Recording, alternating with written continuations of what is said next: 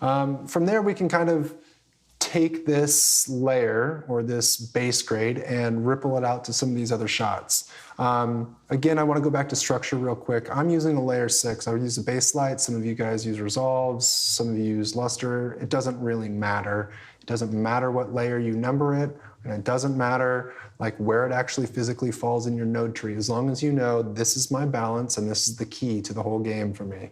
I'm going to build looks on top of that.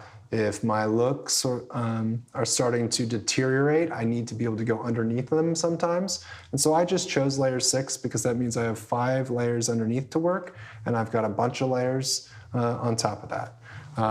So I might pull some shadow keys, I might pull some highlight keys, and my personal preference is to do it underneath my balance grade sometimes.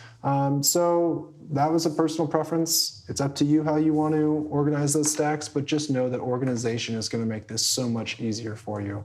I've come up through a couple of different companies that have a large roster of colorists, and being able to pass off a grade from one person to the next is imperative.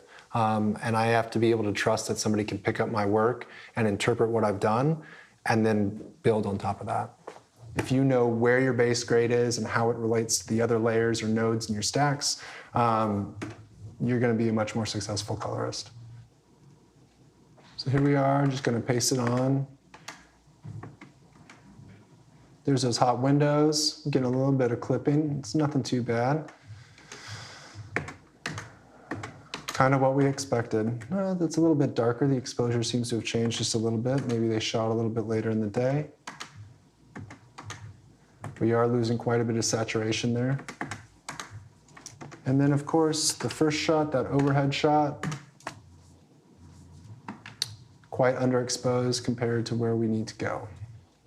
So as we watch that back, these are a little bit too hot. The exposure seems to be up just a bit. Same with this. We knew that was going to happen.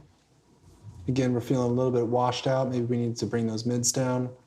And this is all something that we're going to do on that balance layer. I'm going to use this as a reference. I've got this guy stoked, all these people. There's the shadow exposures for me. I've got her exposure on the front. I've got some light exposure in the back, and I can see that this is getting a little bit dark down here. So we can use that information to start building our look into other places and balancing.